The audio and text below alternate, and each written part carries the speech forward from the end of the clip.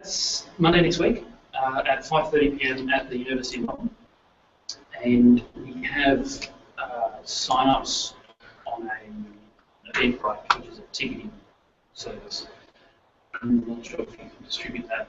We've distributed on our Facebook page, and we're also, I think we send out an email distribution. Not on email yet, but also on the Melbourne Space Network.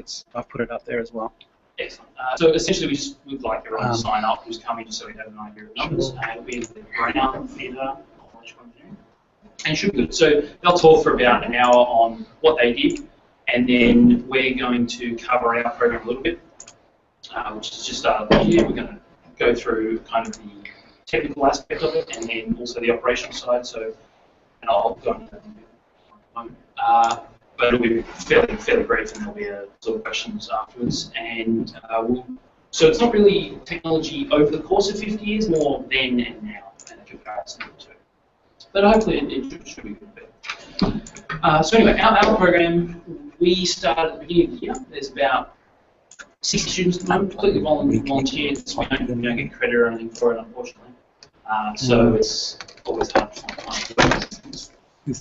Essentially, 60 of us, we've split up into various subsystems, communications, power, etc. And we're trying to build a CubeSat. So for those of you who don't know what a CubeSat is, it's a small Rubik's Cube size satellite. That's 1 unit, is a Rubik's Cube, roughly. And we're looking at launching one to start with towards the end of next year. So in the process of building that from scratch, and it's quite common for universities to put these together out of off-the-shelf components, but we're looking to build it all completely from scratch, all in our designs. And then building on that, launching a couple of slightly larger ones, and starting to look at using multiple of these nanosatellites in constellations for synthesis aperture communication over much longer distances. But that's all very, very far down the track. So at the moment, we're just focusing on that one. So I am the leader of the ground station team, and that's what I've been working on today. So I can tell you a bit about that and some about the other groups, but not much. So our ground station is based at the University of Melbourne. It's on top of the building. It's an old Eurometeorology weather radar that was installed in the mid-60s as well, in fact, and decommissioned 10 years later or so. And since then, it's been used on and off. Physics department did use it for some experiments to do with dark matter. More teaching laboratory rather than experiments, but yeah, it became a bit dilapidated, and so as part of my thesis project this year, I've been working to restore it back to operational condition, and then so that'll form the ground station for our satellite. So the first one anyway, and with that we'll get several passes a day for about 6 minutes, and then hopefully we'll incorporate more ground stations. We're talking with the University of Virginia to use some of the equipment they've got there. And yeah, so it's all pretty exciting, all very new, but we don't unfortunately have a lot to show for it at the moment, but it's coming along. Does anyone have any questions? Yes. It's great to hear you doing this sort of work. With CubeSat, have you secured a launch for it? No, so we've been talking to various launch providers. I think there's plenty of them. The launch costs, I'm not sure if you're aware, but they're 100 grand or so Australian, which is probably a bit more now. Exchange rate drop. But so we've been talking to an Italian company, Gauss, who launches from it's like a kind of mothership format where it comes out of their own satellite. We've been talking to Nanoracks, who launch from the ISS. We've been talking to a Ukrainian company, which unfortunately is still looking like it's going to fall through, which launches from some of the Dnepro missiles that they've converted. There's also the Indian Space Research Organisation does launch some, as does the Japanese Space JAXA. Yes, JAXA, that's right. But unfortunately, they tend to limit who can use their services, unfortunately. So yeah, we have definitely been looking at it, and we don't envisage securing a launch provider to be so difficult. It's the biggest problem we're facing at the moment is actually a launch certificate from the government. So for that, you have to do the usual kind of risk analysis and go through. Basically, say that if it hits anything, it's not going to hit it. It's not going to cost the government X $1 billion. But even if it's launching from somebody else's run at another location, you still have to go through that process with the Australian government. Yeah, we do. So to even have all the telecommunications companies, all the Telstra, they've all got to go through the same kind of thing. It's basically saying that if because you can't, I'm not a technical expert in the team, but I think it's because you can't prove who's at fault, the less important satellite, as it were, has to pay the costs. And the regulations on Australian satellites say that you have to cover up to some ridiculous amount. Your insurance has to do that, and past that, the Australian government will cover it. But that amount is I forget the figure, it's something like $28 billion. Who's going to cover that? So we're trying at the moment to get educational institution status from the new minister, and hopefully that'll kind of bypass all of that. But if one new CubeSat isn't going to reach the Earth. No, exactly. It'll burn up, but you've still got to go through all of this, and they still want to see that you've covered, despite the fact that it can't really do anything. And I mean, we don't have propulsion or anything like that. So once we're up there, it's not like we can avoid it. It's not really up to us where we go, because we're dead when we're launched as well. We're just kind of thrown out by springs. So it's not a very friendly environment in Australia for launching things in a student, from a student perspective anyway. I know the University of Sydney and Adelaide and UNSW are all doing similar kinds of things, and UNSW is involved in the QB50 program, which is a whole bunch of experimental satellites based on the CubeSat form factor, put together by the ESA to basically draw on resources of a whole bunch of universities develop different satellites. And the University of Adelaide, for example, I think they built their satellite and then it sat around for 2 years while they waited for government approval to get launched, and they still remote. So no one has actually launched any satellites of this form factor. Obviously, telecommunications companies do it all the time, but it's just not a very Sorry, final question. Is this being funded by the university? So far it is, yes. So they've thrown a bit of money our way.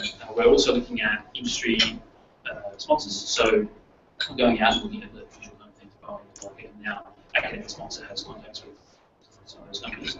We're also looking at things more like Deloitte and Colin 101 as well. So it is at the moment funded by the University of Melbourne. We're hoping to some industry sponsors. Yes. Students only, or what do you guys do? Yeah, currently it's students only. We even have problems with alumni, mostly because of OHS issues. We're hoping eventually to get more people involved. Yeah, unfortunately, not students. Are you in contact with the other student bodies like the RMIT or Space Technology Group?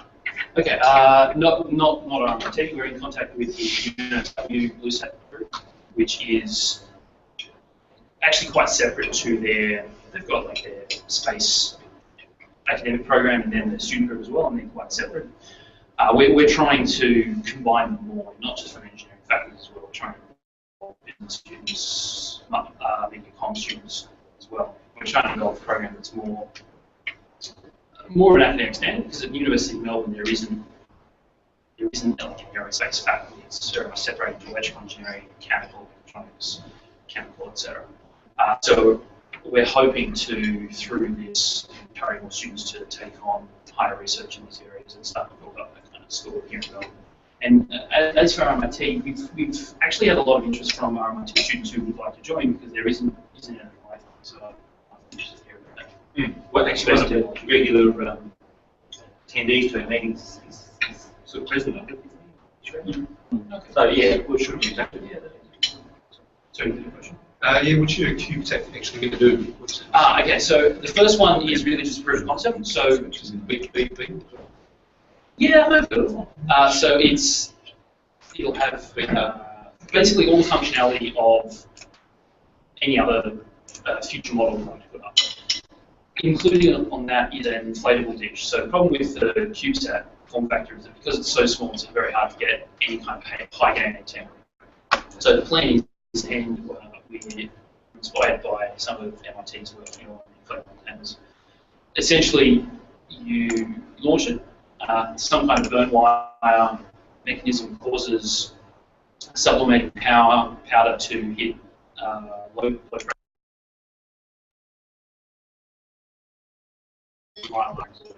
Yeah. Size on one side.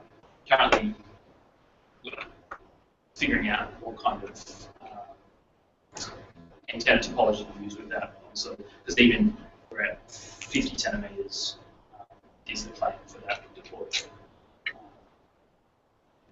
So what type of throughput do you aim for?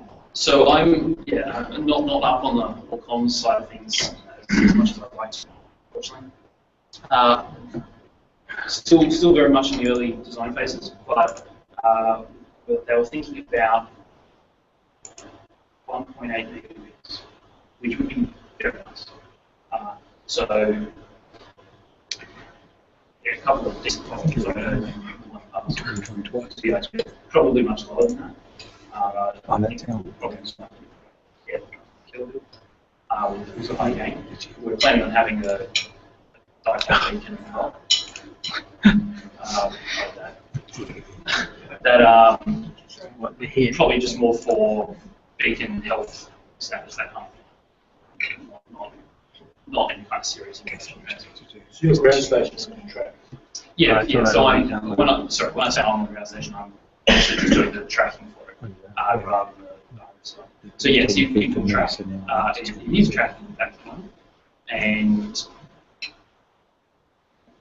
yeah, so it should track anything down to about 400 kilometers orbit, which is. And you need to find a carrier spacecraft to put in the right orbit so that you can get. Yeah, so when you talk to the launch provider, they essentially say they'll tell you what orbit they'll put you in. So typically it's, if it's from the space station, obviously it's 400 kilometers, 50 degree inclination, and you have to make sure the orbit drag coefficient will cause you to fall behind. But essentially, you know what you are. For something like the Nebra rockets from the Ukrainian company, that's at 600 kilometers, and more polar orbits at 98. So, and apart from that, you don't really know where you are to start off with, because again, you're dead. You don't have any way of tracking from the launch vehicle to your vehicle. There is, which we haven't really investigated yet. The NORAD provides two line.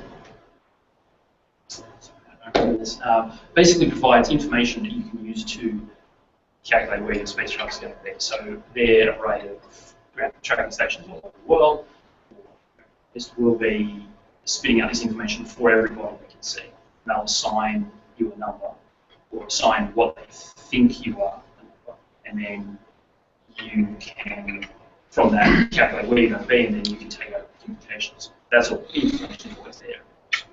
So we had a talk from Jason Held from Sabre Astronautics, who's a company in Australia, developing some really fancy software for basically looking at how spacecraft react to environmental features in space. So sudden solar flares, all this kind of thing that will trace back faults all the way through down to where things happen through some fancy AI. But essentially, he was telling us the story of they were working with 3 different companies, and they launched these satellites. Wow. And they didn't, of these 3 satellites, they didn't know which one was which. So they had these tracking modes, but they couldn't figure out which one was which, just based on the information. So it took them several weeks, a couple of days, to basically look at the drag coefficients which are given with these numbers, and try and match them to the shapes that the new spacecraft should take. Of course, it was complicated by these plotting, so obviously took long, but So that's a possibility of finding out who you are. Any other questions? I hope you haven't answered this, but when are you hoping to launch? So we're hoping to launch by the end of next year. So launch providers in general would like, well, it takes about a year in advance to plan. So we're in the process of talking to a whole bunch of launch providers and fairly close to finalising with a couple. And so from there, a year out. So 7 to 8 months, they like a flight model that they can do their testing, validation testing for their vibration, that kind of stuff.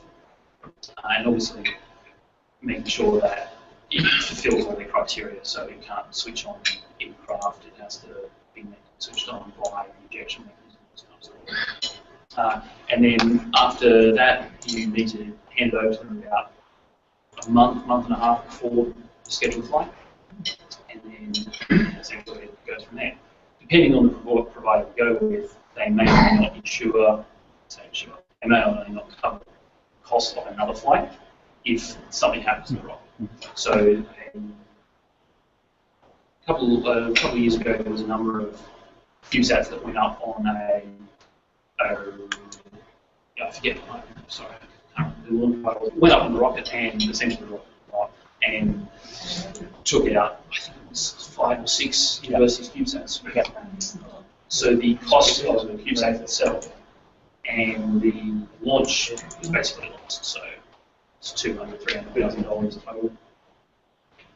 So some providers will cover that cost of the launch itself, which is nice. So it's but essentially a year out. Okay. Wow. What's the cost like for it?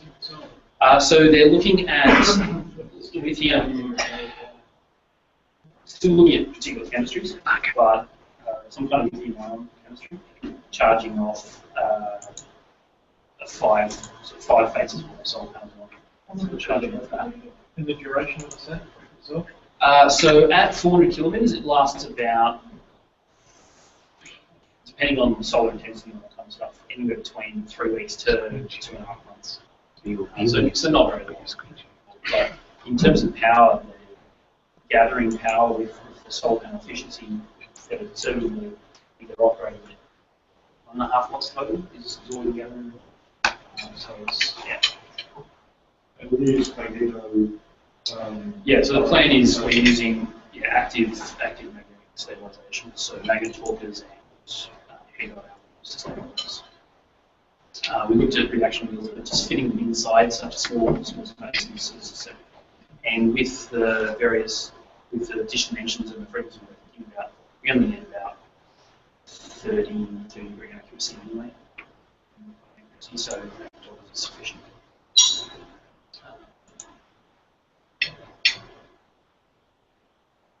And the launch, sorry, getting back to funding, is the launch itself is funded by the university? Yeah, so we've earmarked roughly 60% of what we've been given already for launch, and then we've got cost. So you're running a $40 million program? Yeah. So a lot of pressure to actually succeed. Great. Thanks all. So once again, next Monday is the symposium with the Oscar 5 group. So we hope to see as many of you there as possible. Great, thank you. Thanks very much. As I sort of indicated before, tonight we're just going to take a little bit of a snapshot view of where this whole thing about getting demands is at. We're not going to delve in technically to the challenges, although I'm sure they'll come up in the course of the discussion, and we've got a dedicated audience here, and I'm sure that everyone will have some thoughts and opinions about what is possible or not possible or pure fancy.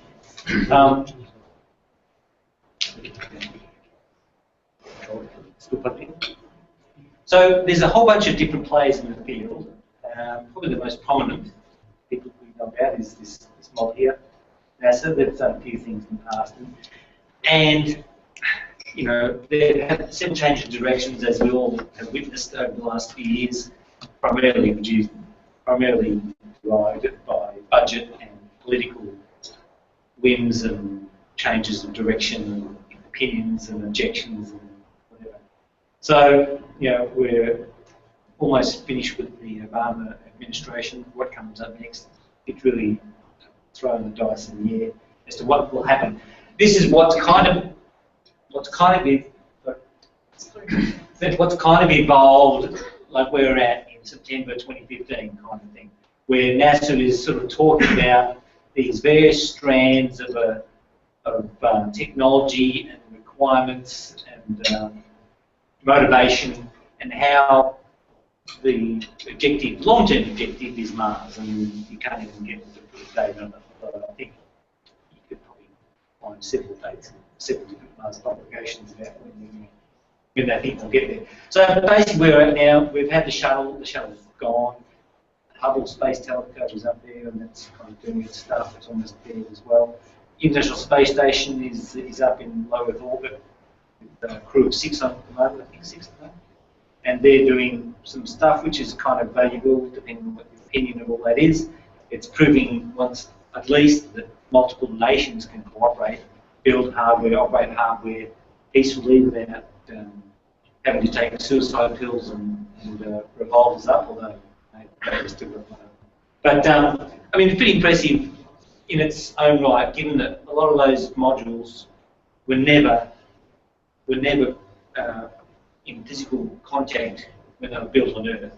First time they even saw each other, first time they contacted each other was actually when they plugged them together in space, and to a large extent that worked first time, which I think is a big achievement for that itself.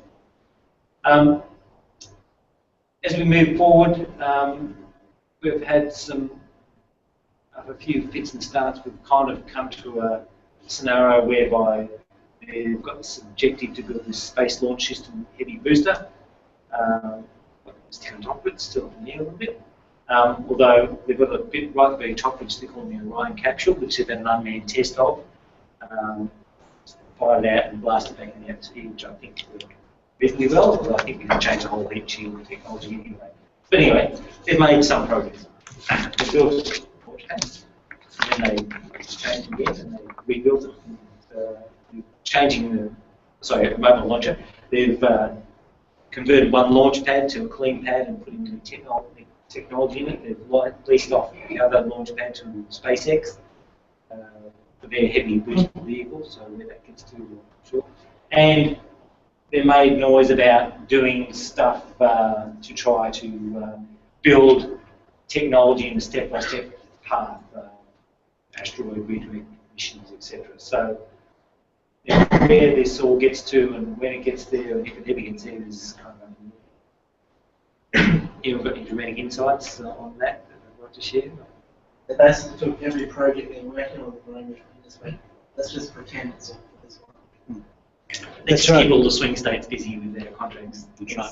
You'll notice that anytime NASA releases any video or anything, there'll be the Journey to Mars logo, or they'll end with the words, to help us on our way to Mars, or help us in our journey to Mars. Almost everything that comes out has that as a tagline.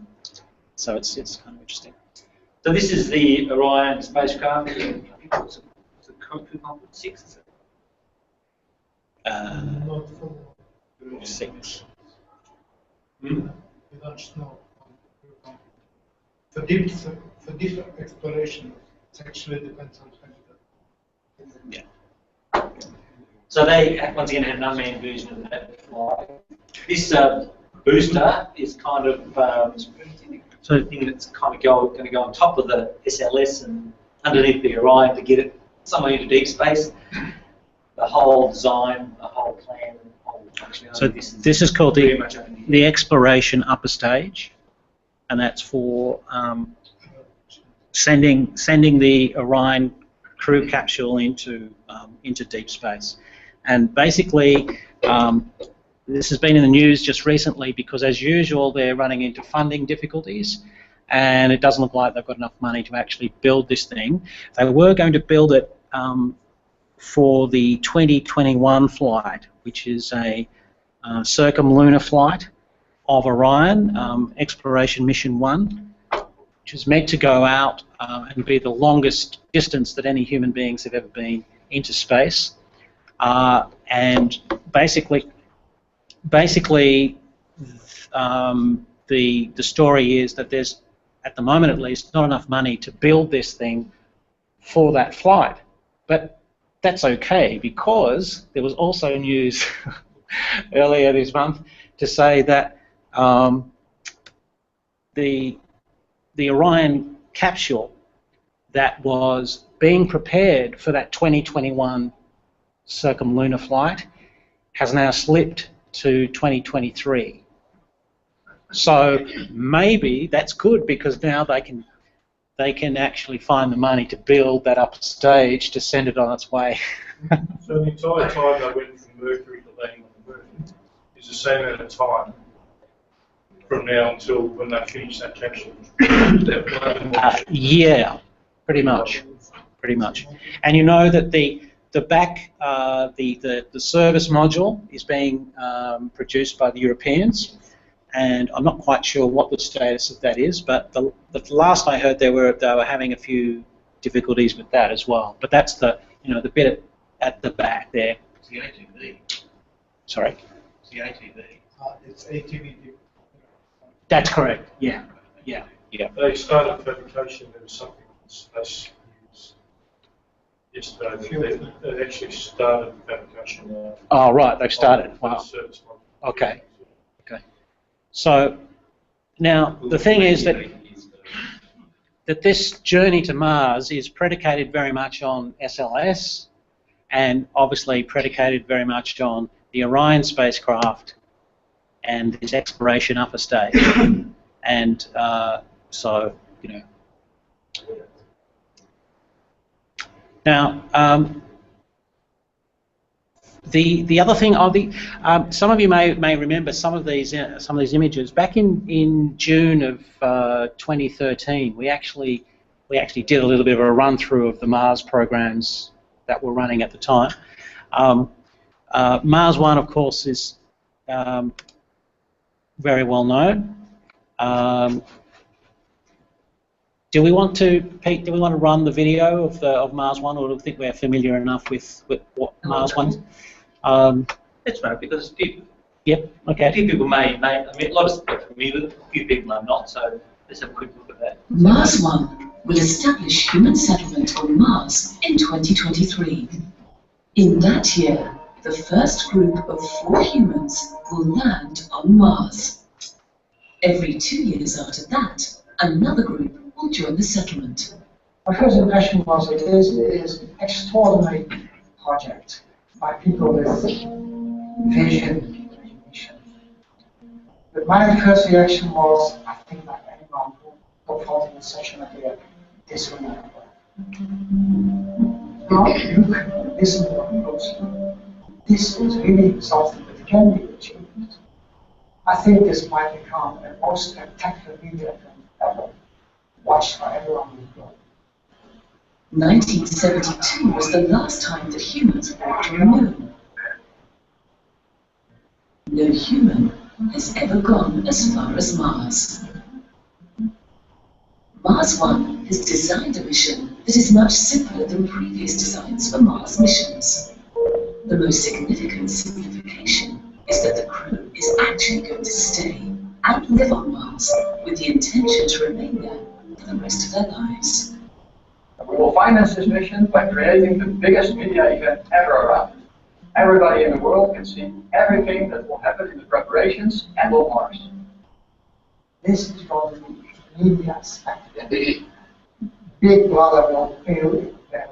The whole world will be watching and experience this journey. Mars 1 paid visits to major aerospace companies around the world. In these meetings, they confirmed to us that they can supply the required equipment. For every component, we have at least one potential supplier. All these suppliers have written letters of interest for Mars 1. As for financing, this is going to be a private enterprise. Only private firms are going to contribute. No political mumbo jumbo, no taxpayers' money will be involved. Only people like myself and many others who are enthusiastic about the program will contribute. This is the plan. 2060, a communication satellite and a supply mission will be sent to Mars. In 2018, a large planetary rover will be sent to Mars. It will drive around on Mars to find the best location for the settlement. In 2020, living units, life support units, a rover, and more supplies will be sent to Mars. The rovers will prepare the settlement for human arrival. They will extract the inflatable section from the living unit. The life support unit will prepare the outpost for arrival of the humans. The crew will depart in September 2022, when the settlement is fully operational and habitable. They will be flying to Mars in a transit habitat with a lander attached to it. 7 months later, April 2023, the humans will land on Mars, the next giant leap for mankind. This project seems to be the only way to prepare humanity's dream to explore outer space. It's going to be an exciting experiment. That's enough. Mars One invites you to join us in this great adventure. For more information, visit mars-1.com.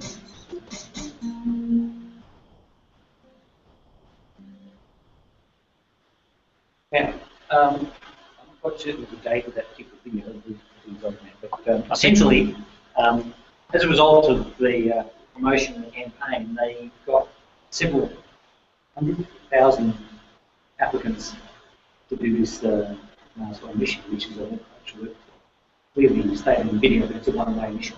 The idea being you go there, you set up, more things come along, you'll go all together.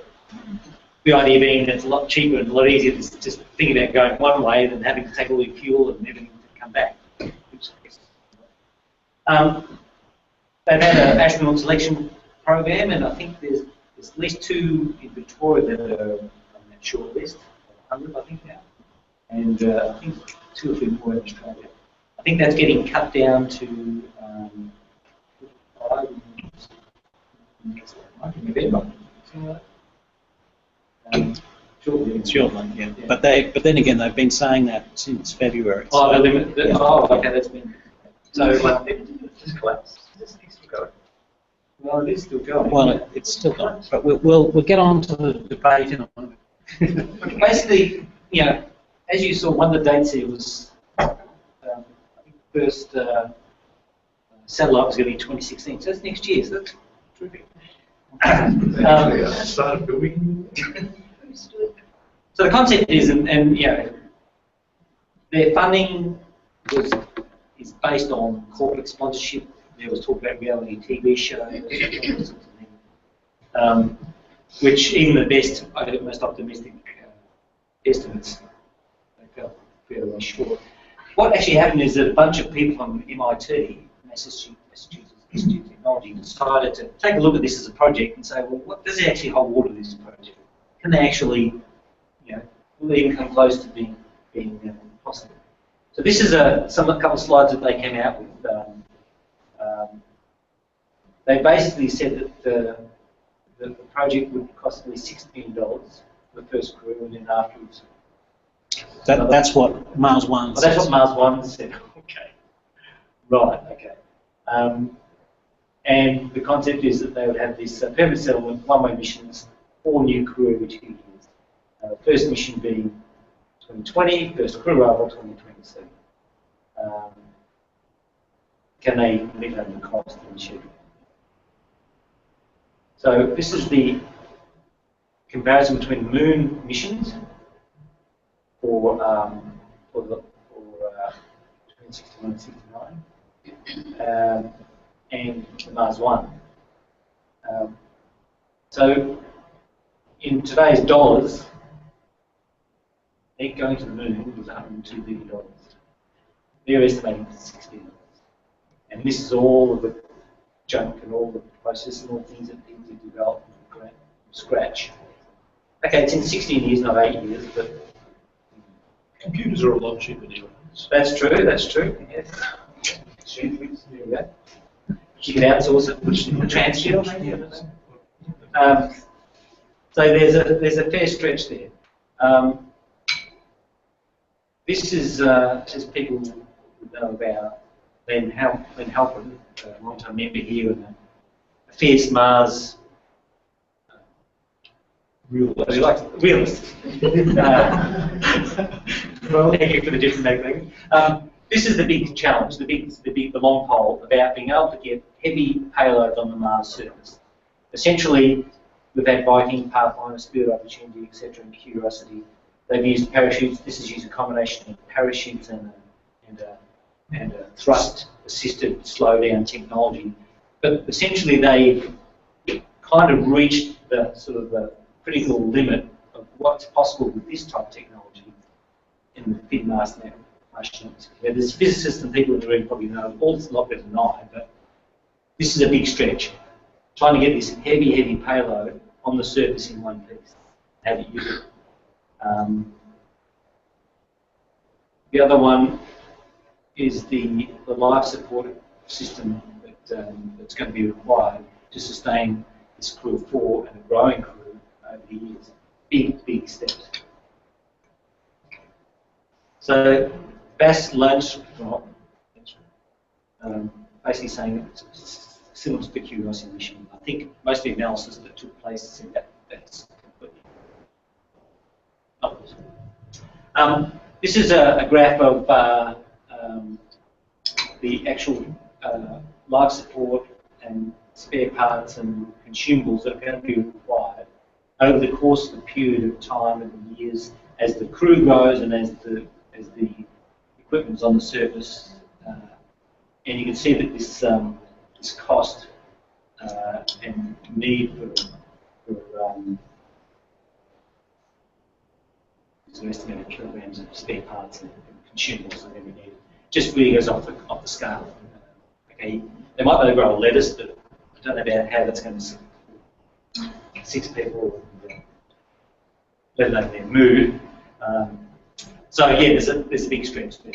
Now there's a really interesting video. If you do a Google search MIT Mars 1, there was a debate that actually took place between Bas Landstrom and a couple of these guys from MIT who, once again, very methodically went through each step and stage of the concept and gave their critique. So these are the actual slides that were used in that particular debate that the MIT guys used, and it was all based on the report, the research report that they had conducted earlier in the year. Or was it at the end of last year, at the beginning of this year? Yeah. So.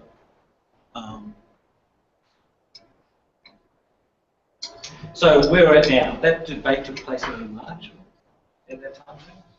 Oh no, only about it's been about 2 months ago. 2 months ago.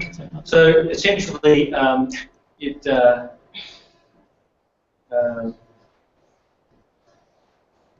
was met with a pretty scathing reception. But essentially, they basically said, yes, there's a lot of problems, but we work at our technology. Human beings are got a lot of ingenuity, and where's the will is the way, we'll get there, don't worry about it.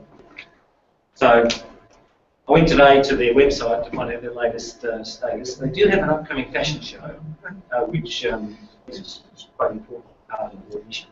But there's just nothing going on there that really points to any substantial step forward.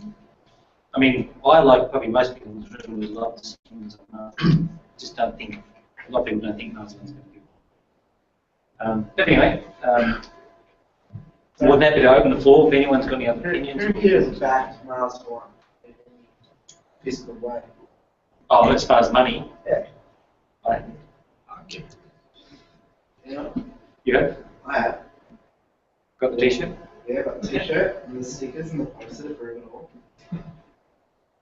So what do you... That's the issue, is that I don't think they're going to do it because they don't have the budget. In terms of the publicity, getting people talking about Mars, getting money for research and things like that, it's doing what it needs.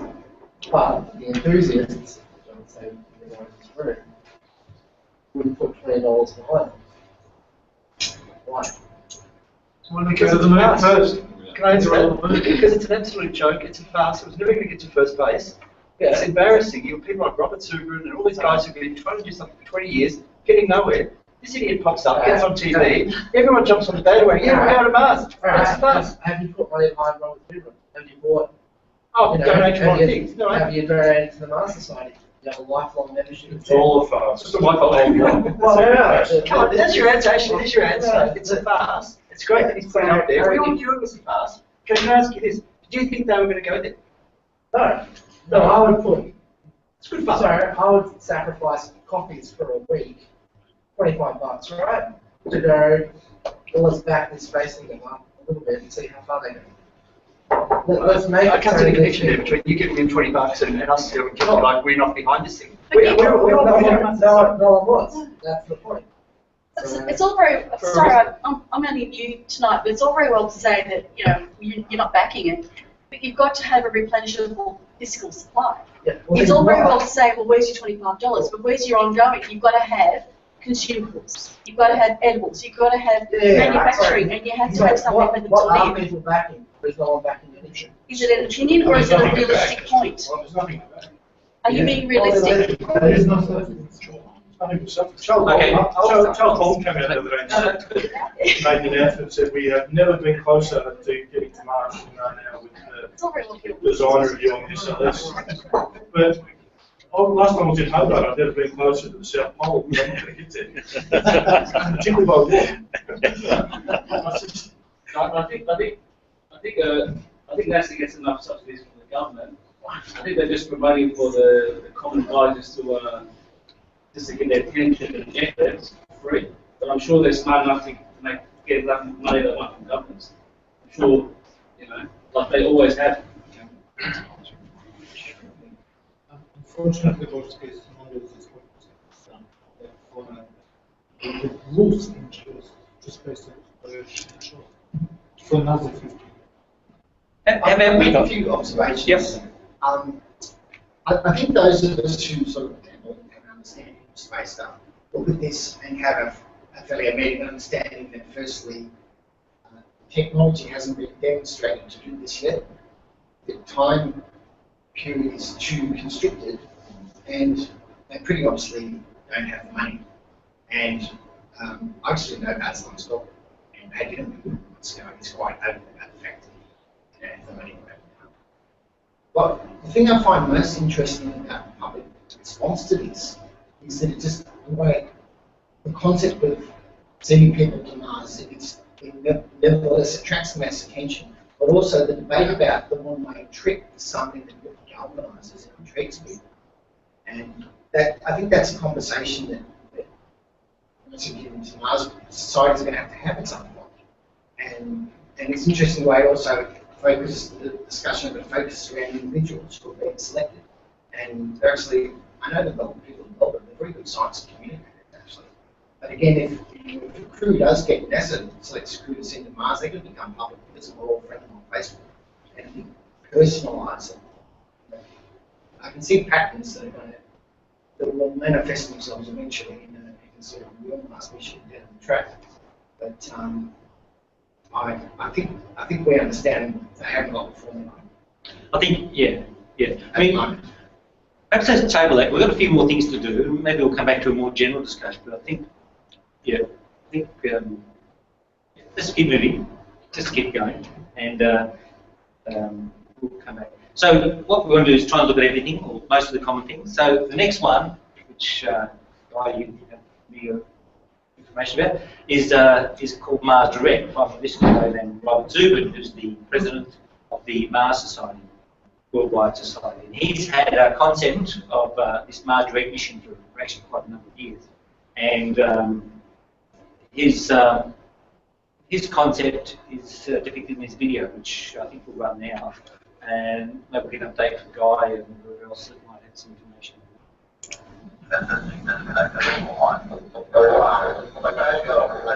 Aboard an Ares rocket is the Earth Return Vehicle, or ERV. No one is aboard this ship.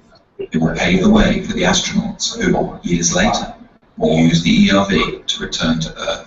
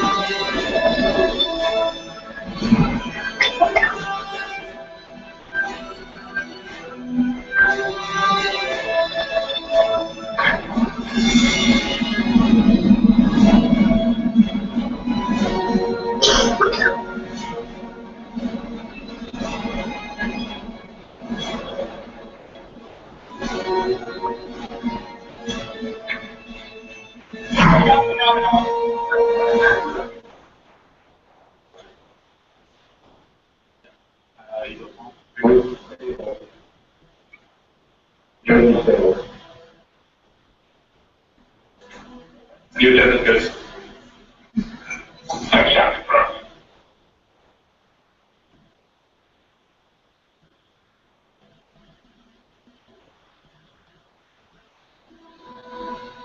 On its second day, the ERV deploys a small nuclear power reactor.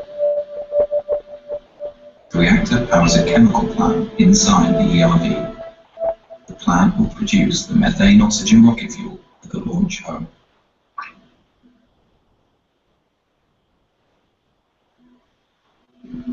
Nearby, a second robotic rover is guided to a pre-picked landing site for the human crew. It places a radar transponder to help guide the astronauts in. The long journey to land a human being on Mars begins. 3, 2, 1, engines.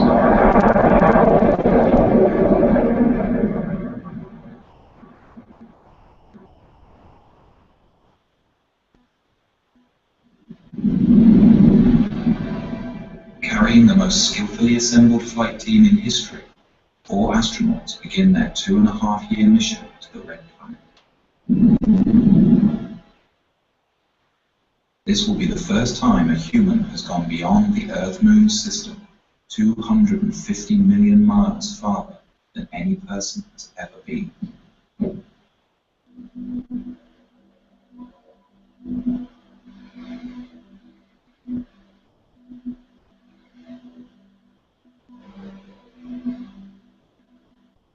To counter the health problems of zero gravity and to fully acclimate the astronauts to Mars, the ship will deploy a weighted tether attached to the last stage of the spent rocket booster.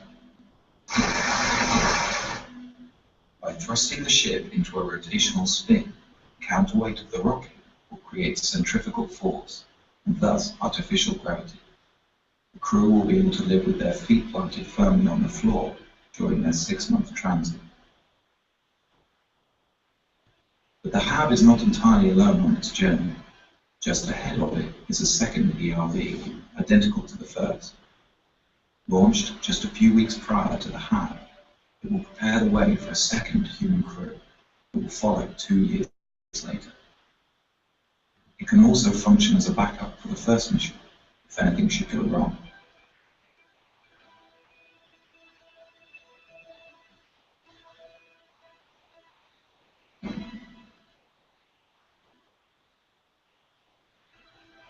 On the 6th month of the flight, the crew will gaze upon an alien world. This is the new frontier.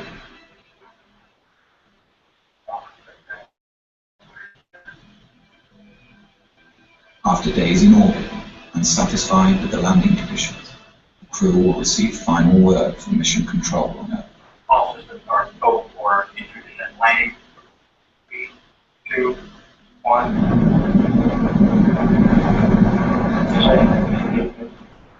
Go.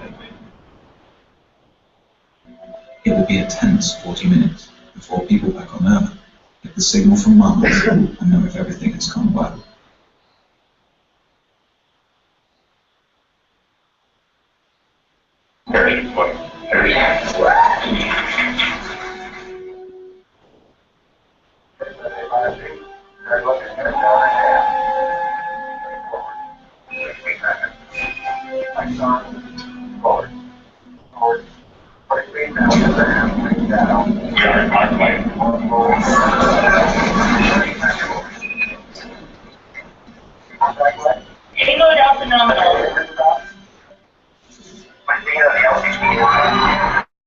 For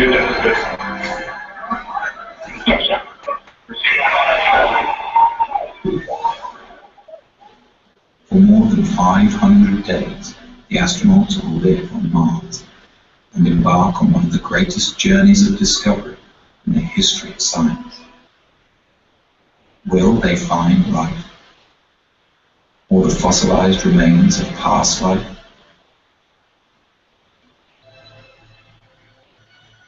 Such a discovery could tell us whether our solar system has seen more than one genesis, and answer the ultimate question: are we alone? In any case, these explorers will be learning how feasible the colonization of Mars really is, and whether or not mankind has a future among the stars.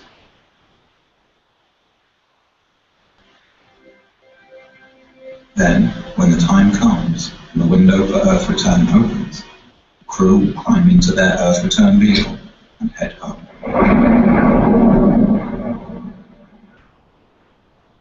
They will arrive home heroes, the first to stretch the limit of man's expanse from one planet to another, their names added to the list of great explorers of new worlds. In their footsteps, others will follow.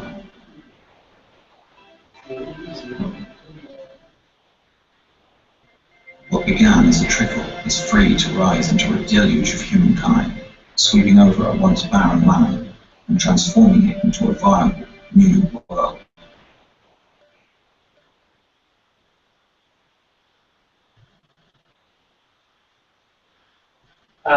And once again, I'm not sure that David left, but we're talking about airways and that's so I suspect it's in the post shuttle of the live vehicle. Yeah, the video is, but you'll notice that some of the audio was taken from the Curiosity landing and Apollo 11. So, yeah.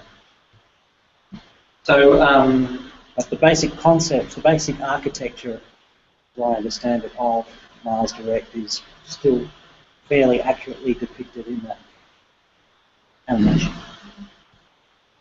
There's a lot of zoom-ins out here relatively recently. I don't recall exactly from his presentation what the status of the project is and over the date. Do you know where it's at sort of thing? Is anyone on board? Is it being built? Yes.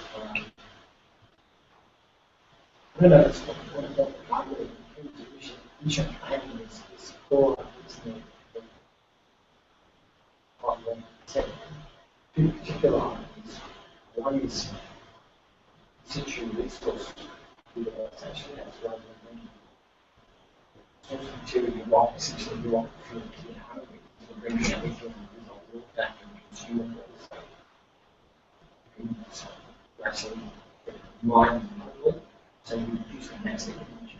That's one key concept is the processing process. The other sort of demonstrating is the idea of sitting in the return vehicle first. So that you actually have that there and you're absolutely certain it's there. It's working all that before you launch the human crew. They're two key concepts that make this this mission architecture a lot cheaper and increase the safety factor quite substantially. It was an architecture design, not so much for Mars Society that could build it more hardware, but to change what the US legislators were doing. So it's not like Mars One where they're planning to do it all. It was very much, here's a better idea than what we've currently got, stopping idiots and wasting money. Sure. It's an inexpensive way, it's not necessary. Yeah, like you don't need an SLS to do this. So small and light, it's not a massive style spacecraft that's telegraph. So neglected ships that are Mars, which are basically too expensive.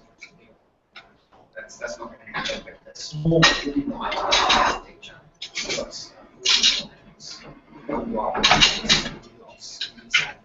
Same Just once again, I'm not sure. Did we introduce No. Very much been of Guy Murphy from the Mars Society come along, especially tonight, to lend his expertise to us. So appreciate that, Guy. So just one thing that I noticed in there, Guy, is that perennial. How do you get a big, heavy several tons of payload on the Martian surface? The amount of fuel required to sort of overcome that terminal impact. Is that sort of been well and truly worked out in Mars Direct concept? I think it's understood, it just hasn't been trialled yet. Curiosity is the biggest thing planned so far on Mars. I thought there was some sort of breakpoint where basically So that's basically the Mars Direct concept is parachutes to a certain level, then rocket engines to the temporary surface, and once again rocket engines back off. But you're saying that the fuel for that return flight is being processed and manufactured, as opposed to carrying with dead weight on the way. Some of it's dead weight. You still got to transport hydrogen down to Mars. Use hydrogen to create methane. Oxygen. Is nitrogen also a factor for Mars too? Only for breathing. That's what I thought that was the issue. I mean, some of the concepts I read about is the fact that yes, you can generate oxygen, but you need nitrogen, otherwise. Only for breathing, really. It's not for fuel. No, that's right. Just can't have a pure oxygen atmosphere. Yeah, the mass trade-off of taking people along to make it was less than what it is to it. Yeah. Sorry, it is more than it is to it. That's what the trade-off was. So I guess we've had a look at two concepts so far, and one of them is more razzmatazz entrepreneurial, one-way thing, trying to attract donations to fund it.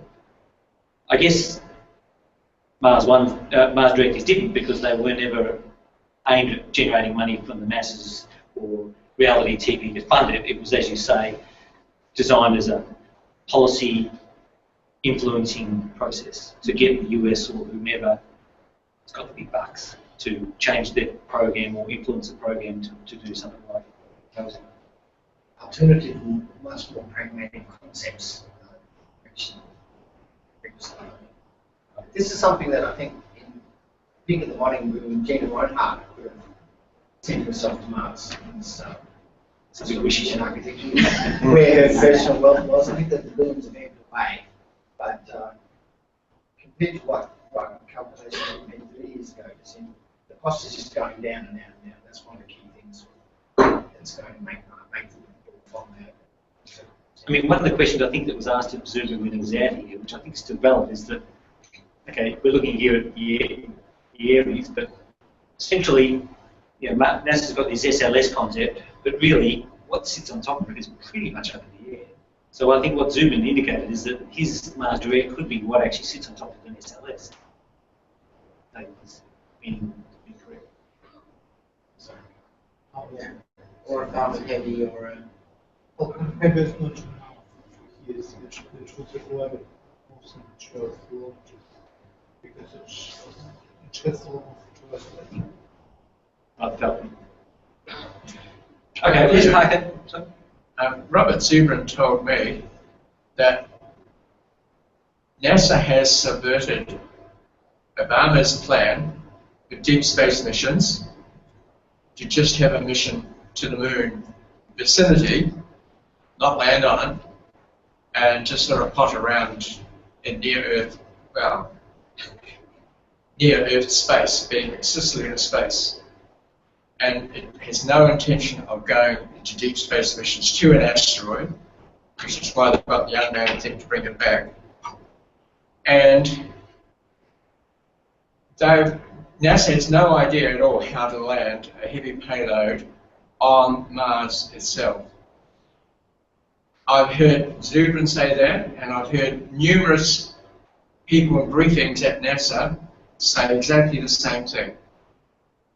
They need the technology. So what they're doing at the moment is grabbing all the money they can, pretending it's for Mars, and developing whatever technology, doing these small technology development programs that may or may not be used in the future, read 2050 or something like that, for a Mars mission, but which actually have other uses as well.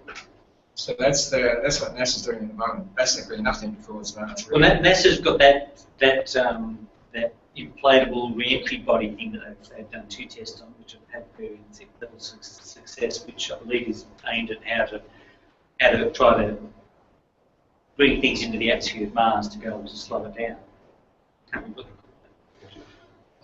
Because subsonic accelerator. Yeah, it is, yeah. So it's basically a big disc and it inflates out, and then they drive a rocket engine in towards you to try and see the translate. Since May, they started to tell about mission to Phobos and Deimos because it doesn't require landers. And this is potentially will be first destination. For me, it should be another stepping stone. What Robert was against, he was checking that current level of chemical propulsion is good enough for trip to Mars. It's not necessary to wait another 20 years for either thermonuclear propulsion or this SAA devices, which unfortunately technology is not mature enough even to combine with manipulation. It's not mature enough to put loads of such a mass, and it's definitely not reliable to raise humans. So what Robert was, but I have a personal chat. I have a luxury to talk to him for 15 minutes. It will be very beneficial and barbecue, and it was quite interesting. We'll move on. There's a couple other things we want to take a look at. There's this thing called inspiration. You heading off? Yeah, unfortunately. Hey, listen, really appreciate you coming along tonight. Please feel free to come back anytime. Bring any of your buddies, let them know. And we'll probably see you at the symposium. Thanks, really appreciate it. Thank you. Inspiration Mars was popped out of the woodwork into that 6, 7 years ago. Essentially by this guy named Dennis Tito, who you may or may not know. Dennis Tito was the first one to do a space tourism flight to the International Space Station on the Russian Soyuz. A bargain basement price of 20 million, I was about twice that now. And in fact, did he do it twice? Who was the guy that did it twice? No, it was a guy from ex-Microsoft. That's who did it twice. So this concept is this big inspiration to basically send a man and a woman on a pre-return flyby of Mars. Don't go into orbit, just whiz around and come back 2018. And this is kind of the concept as they had it a while ago. Big fat rocket, they wanted to use SLS. And they want to stick it on this second stage, third stage, have a crew capsule, head off to Mars, whiz around Mars, take a few pictures. So soon became evident to everyone it will be the dark side as they go around the back of it. But anyway, they'll use the flash or stuff. And then come back and tell everybody about it. So in 501 days. 501 days. That was the mission time. I think include flying in Venus's close to Venus's orbit. Yes, I believe so. Yes, that's right. It's one of those. Yes.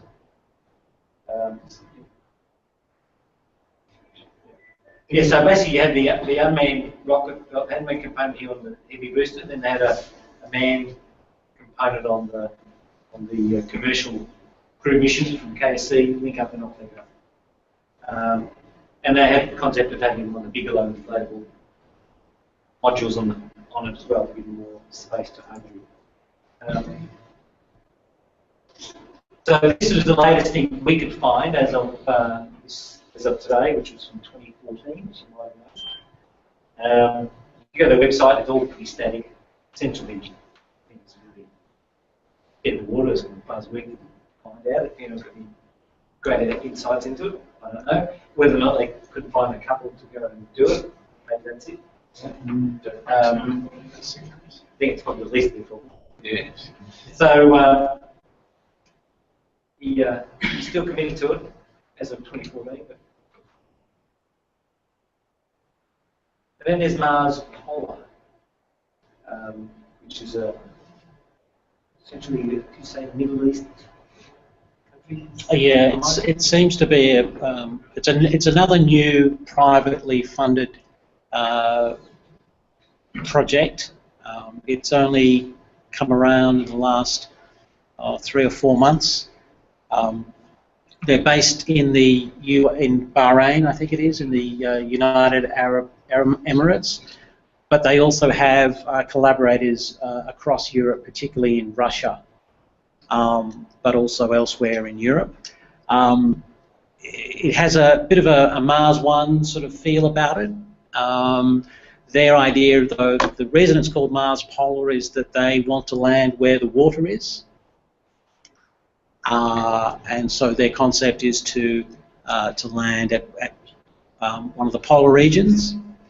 But if you go into it, there's not much. They're still in the design phase. They're still attracting sponsors and people that are interested in this whole project. But again, it's yet another privately funded sort of project. So this is the latest bit of information we saw on the website today. It was the video. Yeah? Yep, that was the last. That was the. Yep. This one. This one. Yep.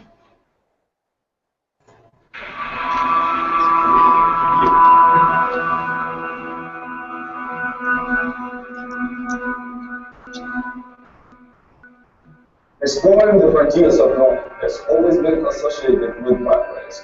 There are people who are inspired and willing to venture into environments more harsh, albeit more challenging and fascinating than any encounter on Earth.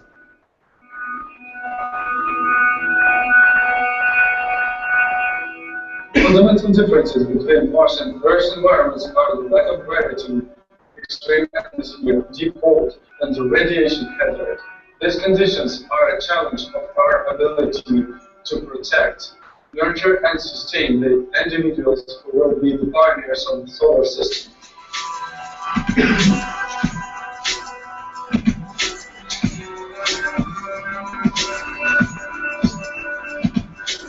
They have landed almost like Earth, Mars offering unique scientific opportunities. But perhaps the most intriguing question is whether life exists or has ever existed on Mars. Ancient riverbeds and channels indicate that water was flowing there, and whether life could occur there.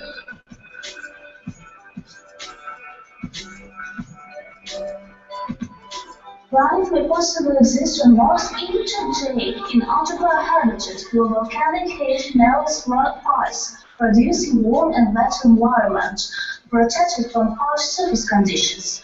Only people working on Mars can find the answer for this question.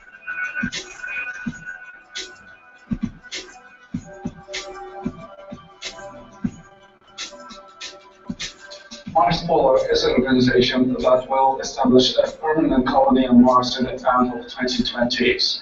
It will be growing by a new crew of 4 people that will be arriving every 2 years. And make the first step for independence of the colony.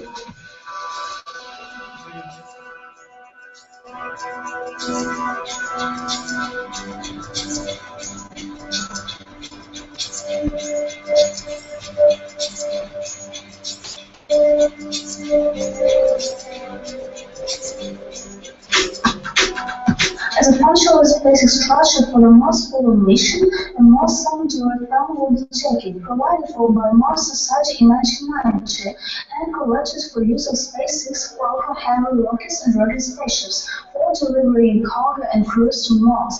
Plus, the project will use all the available knowledge and technologies for the planned settlement.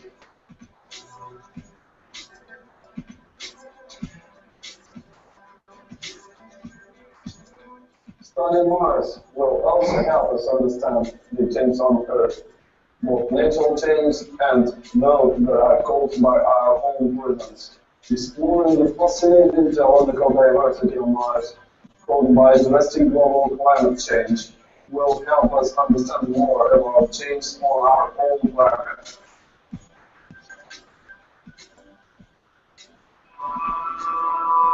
The fire can flare up just from a little spark. That spark is a dream about expansion to other worlds, great discoveries, challenges space. So flare up with us. We are the Mars Explorer.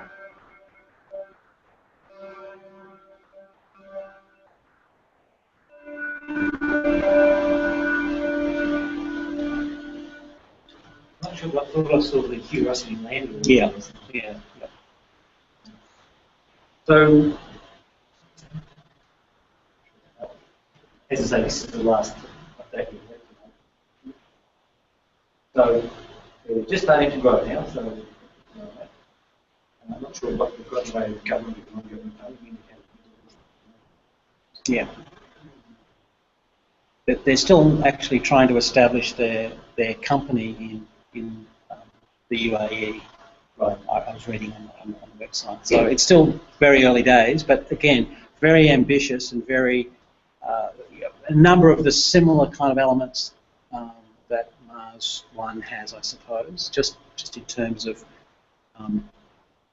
the way they've designed some of the elements and the way that they appear to be depending on current technology. You know, that refrain of using current technology. So. And one of the things that you refer to in here is SpaceX. We'll take a look at the Red Dragon concept from SpaceX to see where. Yeah, this has come about a couple of been made public a couple of times. It's not actually a funded project, but it's supposedly a concept between SpaceX and NASA, and the idea is to use a modified Dragon, the crude version of Dragon, to make an unmanned landing on Mars, and to return a sample from Mars to the Earth. So the idea is that the Mars 2020 mission, the next Mars rover mission, the idea is that this concept is to actually go to Mars and to receive some samples and to bring them back to Earth. And apparently, it's all, again, the research is supposedly showing that it could be done if it were to be funded. So we just included that as an interesting, another interesting concept. And again, we raised this in 2013 when we first did this overview of Mars missions. Red Dragon was on the storyboard then, because that was around the first time that it was mentioned, or before that, but we mentioned it then, and now it's come back around again, and it's so it's one of these NASA discovery missions. They have these discovery missions, and basically it failed to get funding for it the first time round, which was in 2011 or 2012 or wherever. The second time was 2015, which is why it was in the news again just a few weeks ago.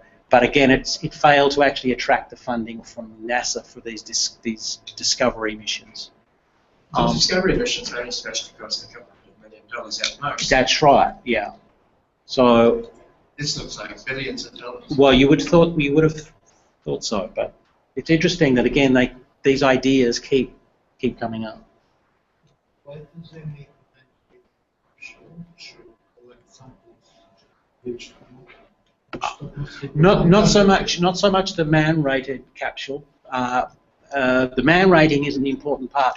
The important part is that the Dragon crude version has the rocket propulsion that will enable it to land and then to lift off. That's the crucial thing.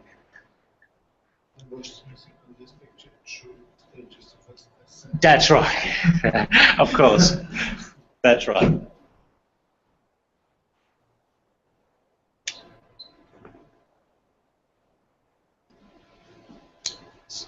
Was it you? No. No. Okay, so then we'll move on to sort of our last overview, which is probably in many ways more high profile and perhaps one of the more grounded in physics and reality of all the concepts, and is basically a proposal by Jimmy Rational Buzz Aldrin, and his what he calls his space vision. He's come up over the years with this concept of these cycling orbits between Earth and Mars, and spent a lot of time, a lot of effort promoting, developing and promoting his ideas on how that might work. And so what you might about him, he's a very knowledgeable guy, and they had nicknamed Dr. Rendezvous back in the Apollo days because he was really able to understand and work out rendezvous mechanics and things like that. A doctorate. Dr. Rendezvous, yeah. He actually had a doctorate. Well, that's right, he did MIT, he did, that's right. It was one of the things that got him into doing that. But, yeah. So he's had a very colourful life. And 45 years after having walked on the moon, he's been ups and downs and depression, alcoholism and whatever, but all the way through that he's always sort of pushed space flight, space exploration, deep space exploration. It's kind of timely, he's coming out to Australia. We have a look at what his concepts are. His presentation will be Mission to Mars, Town Hall in Sydney. So he's going to go through that. My understanding from the producers is that the show is going to be kind of, the first half will be about his early life, how he became an astronaut, the whole Apollo thing, and then his real passion, which is what's in the future. So what we're going to do is a couple of slides that sort of talk about what his concept is. And what actually happened is that guys from MIT, once again, guys that take the organisation that took a look at the Mars One project, actually set about looking at Buzz Aldrin's concepts from technology and physics and all these different angles. And they came out with something that basically said, oh, if you've got money, it would actually work quite well. So we've got this is a bit of a concept here of these cycling orbit. So basically Buzz's concept is that you have these objects that go in an orbit which intersect with the Earth and Mars orbits around the Sun. And by timing your uploads to basically hitch onto these cyclers, you can put up crew, cargo, send it off to Mars, detach, go down to Mars or Mars, moons of Mars, and then plug back in and take stuff back to Earth on a continual basis. Interestingly, he calls it the Aldrin cycle. But interestingly enough, he's also got a couple of other cycles which he's named, one's named the Armstrong cycle, the other one is named the Combat cycle, both of whom are the first and the third person to walk on the moon, both of whom are asleep. Anyway, I think the next slide is this. So that's MIT, it's pretty good. Now it's sort of the mission to Mars. I think this is a good episode. Yep. Yep. So we'll go into so 10 minutes, so. So basically, this is a group of students that Buzz Aldrin worked with at Purdue University, which, of course, coincidentally enough, that's where Armstrong.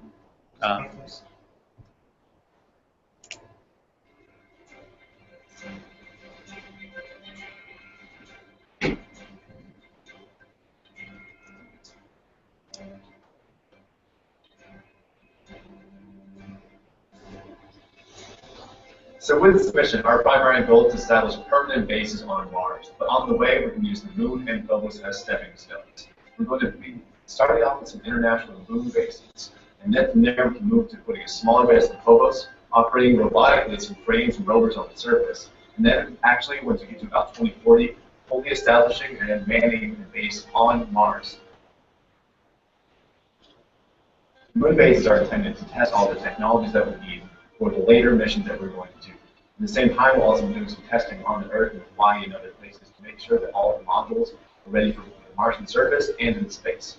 We'll have 3 bases at the Moon, one at the far side, one at the near side, and the most interesting of them all, and look at the South Pole and Shackleton Crater. Each lunar base will be composed of 3 second-generation exploration modules. It is at Shackleton Crater where we will produce rocket fuel from the water extracted from the icy regolith from the Moon. We want to produce rocket fuel from the Moon because bringing all the rocket fuel to go to Mars from Earth is extremely expensive due to our Earth's high gravity and atmosphere. The Cycler is a manned spacecraft designed for delivering astronauts to Mars and Phobos safely and efficiently. Analogous to a shuttle bus on Earth, it will be orbiting the Sun and meeting Earth and Mars at regular intervals throughout the mission. The Cycler vehicle will orbit in an S1L1 trajectory. This trajectory allows for a large vehicle to remain in orbit and for smaller taxi-like vehicles, known as the human landers, to bring humans to and from the Cycler. The S1L1 trajectory is a heliocentric orbit that uses gravity assist at both Earth and Mars to minimize the number of propulsive maneuvers necessary. This solution allows for a larger living space for the humans on their journey from Earth to Mars. Because the orbit opportunity exists each synodic period, but this is a 2 synodic period cycler, we will use 2 cycler vehicles to maximize the number of trips from Earth to Mars. An important consideration for long-duration, low-gravity human spaceflight is the time of flight for the crew. The S1L1 has a time of flight from Earth to Mars of only 138 to 183 days. This short duration allows for the crew's mental and physical health to be maintained. Cycler vehicles will also serve as communication satellites. Once both cycler vehicles are in orbit, we will be able to maintain continuous coverage, even when Earth and Mars are in solar conjunction.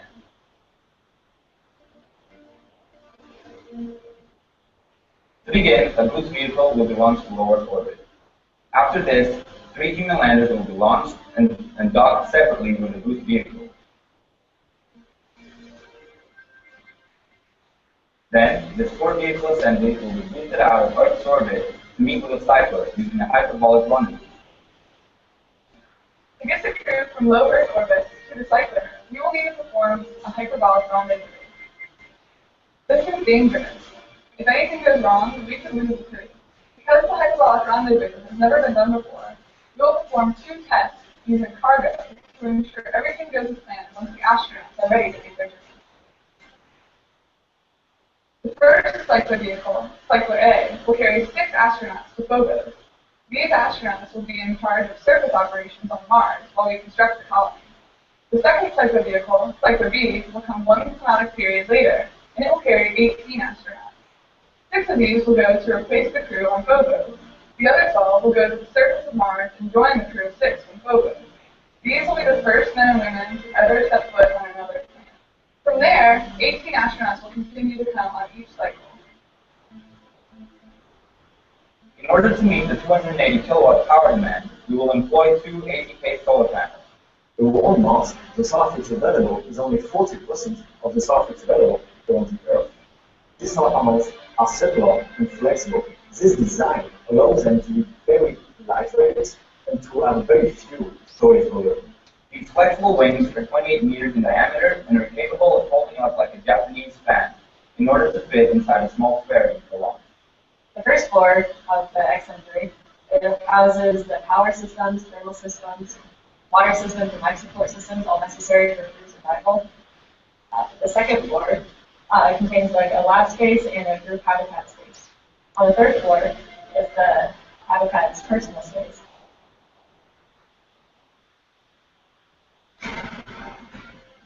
A human lander, or hula, is what's going to be the capsule that contains the first 6 crew members on every mission.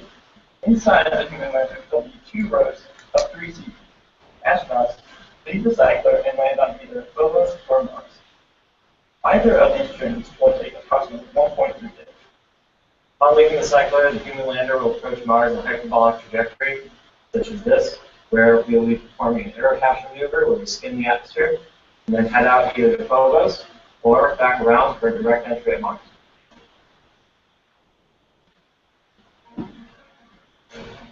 To enter Mars, we have the heat shield, which is mechanically deployable. We'll be deploying this in space upon leaving the cycler, and this will take the blunt of the heat ports and the deceleration. Upon descent, this will decelerate us to a reasonable speed, and then we will deploy a volute in order to decrease the speed even further. The high heating will be absorbed by the heat shield, and the volute will do a lot of the deceleration in the final descent stage. Upon reaching a reasonable terminal velocity, a propulsion system will be ignited, the heat shield will be dropped, and the balloon will be cut. The terminal propulsion system will bring us down to a 0 vertical velocity and cause a hover maneuver where we can move laterally if need be to increase the accuracy of landing. We will deploy landing gear and finally land directly on the Martian surface. On the Martian surface, the human lander will transform into a rover. Crane will pick up the human lander and place it onto the chest. The human lander will then be able to travel 20 kilometers per hour and go with an incline of approximately 30 degrees. The main value of Phobos base is that we're being able to limit the 24-minute time delay that can happen between Earth and Mars. The Phobos base will be composed of 3 XO3s and 2 human landers. This will be the home to the crew of 6. Back on the surface of Mars, the main colony is made up of 9 XO3 modules. 3 in the center of the living quarters, 2 additional on the outside to serve water processing storage, 2 other out here to serve as farming, and 1 extra core module, and another module to serve as the medical bay. Together, these modules form the entirety of the colony and will house at most a 54-person.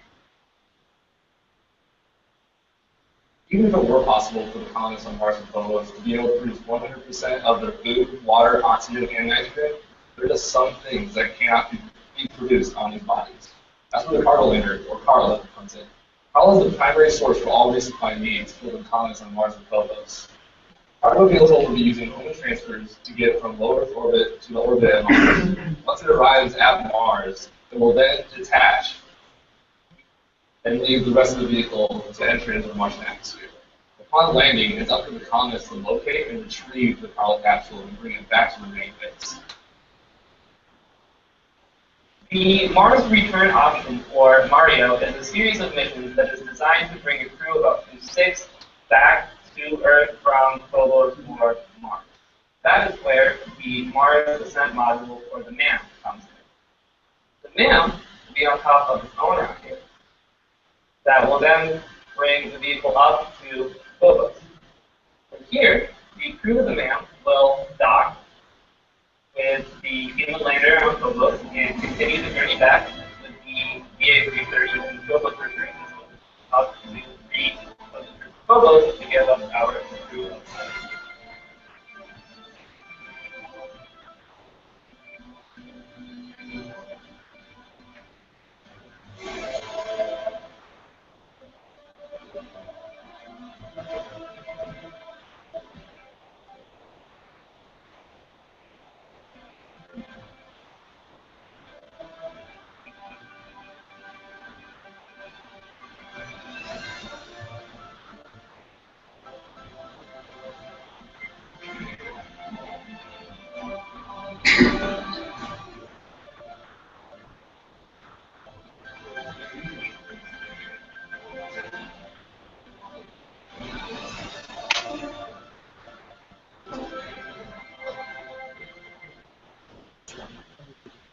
That's it, isn't it?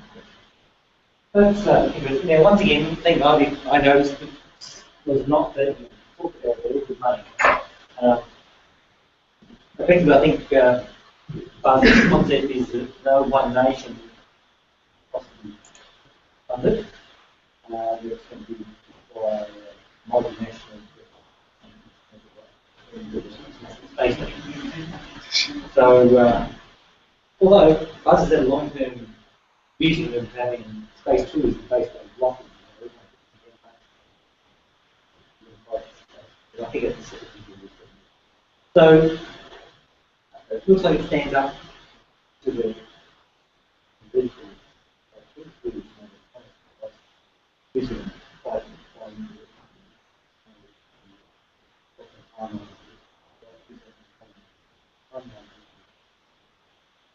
so guess effectively that's the sort of the end of the presentation of what we've got and what we can do about. Maybe we can open the floor for things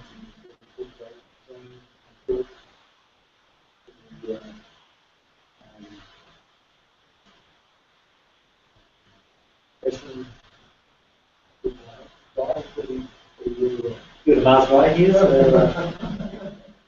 Tell us where we're going to get there.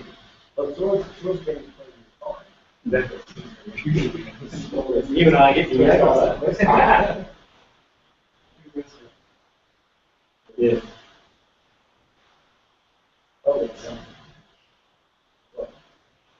Geopolitical rivalries don't need to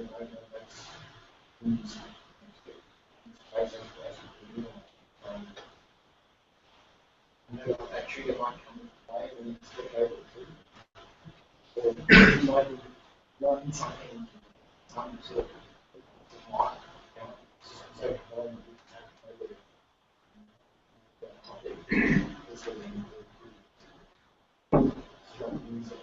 so triggers. There needs to be some sort of external thing that governments offer us. So if the Chinese tomorrow stood up and said we're going to be on Mars in 2030, there would be enough motivation for the free world to buy into it? No, absolutely. When 10 months, they'll be there. The process that will make a difference is consistently lowering launch costs and lowering the technology to send things out of it. Developing the extra technologies like the in-situ resource production, things that will let you do it much more cheaper and just chisel away the cost structure, and that's just falling in time and just pass the pressure at some point.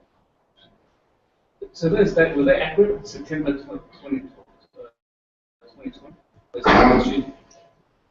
How accurate it's accurate. I mean, the Mars one guy's talking about 2016 for their first flight, so I don't think we're even close to that. So I remember I was on the news that India, the Mars program, 70%. Exactly. Yes, maybe all these things will come in a lifetime. You know, all these things. India did it really cheap because they got really cheap labour. Yeah. And they actually just celebrated their first anniversary of being in orbit around Mars. Just today or the last couple of days. Yeah. So the pictures from there are not good, are they? Yeah, but it was the very first attempt at orbiting another planet. It was a pretty good effort.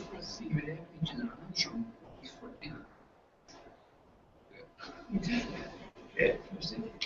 A couple of observations. First of all, the idea of the cycler. It's a long time since I read the Pioneering the Space Frontier, which is a report by Sally Ride on options for exploring the solar system. But the idea of the cycler was quite well explained in that, but I can't remember now, because it's been 20 years ago, I suppose, that Ride report was done, where the idea came from, and whether Buzz Aldrin has picked up that idea, or whether he was the originator. Buzz has been talking about it for a long time. He explains it in quite a lot of detail in his book, Magnificent Desolation. Okay. The first cycler that I ever heard of was a Russian one before landings. It was one of their failed missions because it only did 2 cycling Earth and transitions. And then it was transmitted by something. There wasn't that much information Anyway, of all the ideas, to me it's the one that makes the most sense if you're going to have an ongoing program. Oh yes. I reckon the best chance of getting government involvement in the project is to combine the idea that's in the movie that's coming out on October 1st,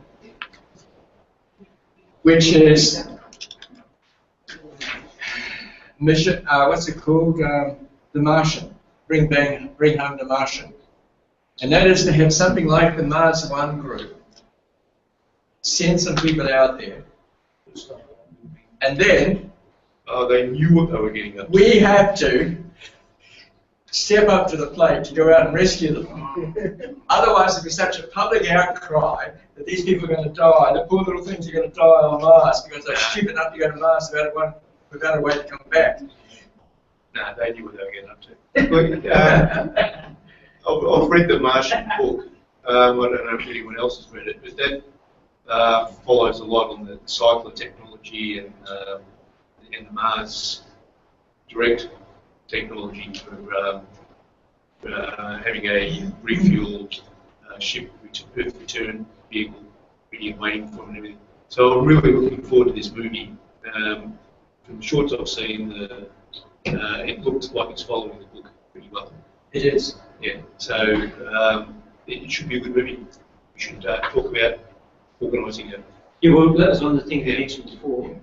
Candidate nights. I think you can get the Mars Society having possibly Friday week, is that right? Yes, the Friday after next. Yes. Yeah, that's probably less crowded then. Listen to the space show this coming Wednesday, because we're continuing our Mars thing leading up to the release of the movie. And I've got a lecture by the guy who wrote the book, explaining the logic of the book and everything and how what's real and what's not real, and you know, how he came to publish the book and stuff. It's the whole story of the thing leading up to the making of the film. So if people are not familiar with the space show, it's broadcast on 88.3 Southern FM, community radio, and here in Brighton. So if you can't tune in, you can go online to southernfm.com.au and stream. There's also a podcast of the show. That's great. The following week, the whole hour pretty much is going to be on that movie, and a discussion held at the Johnson Space Center between astronauts and ISS controllers and two of the actors that are in the movie, plus Alan Ochoa, who is a former astronaut. She's now the director of the Johnson Space Center. So the five of them having a discussion about the movie and what NASA's doing and things like that. Mention your interview with Robert Zubrin. Yes, and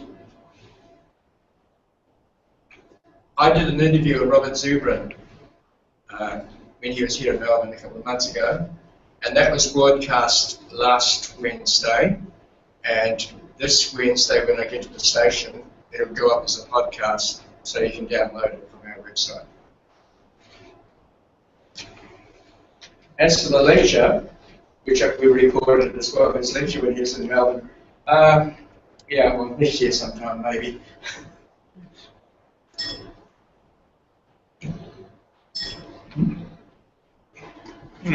So, yeah, so there's a bit of stuff going on in the Mars world, whether we see it in our lifetimes.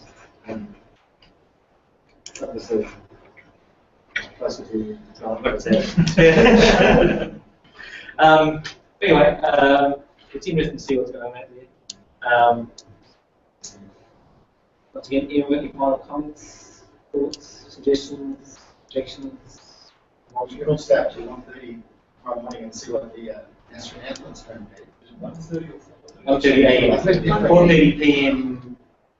Eastern Time, US. 1:30 a.m. Melbourne. I think we did the last time we made one of these announcements was in Fisher. Yeah.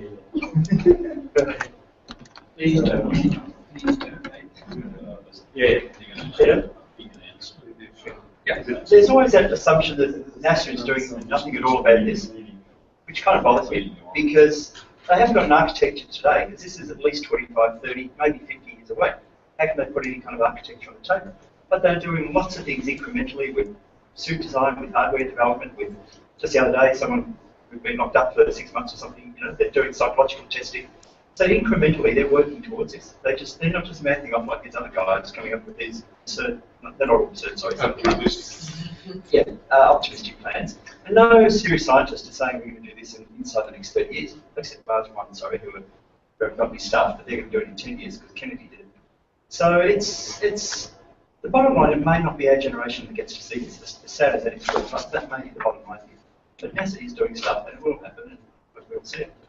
I think, you know, from their perspective, it's all too unknown about how it's all going to work. But I think everyone acknowledges you need something powerful and big to get stuff off the Earth into orbit and beyond. So I guess the concept of working on a space launch system, a big rocket, to do that, and then plugging stuff on top, developing stuff to put in on it to do things like whether it's asteroid, whether it's going to the moon, on the way to Mars, whatever.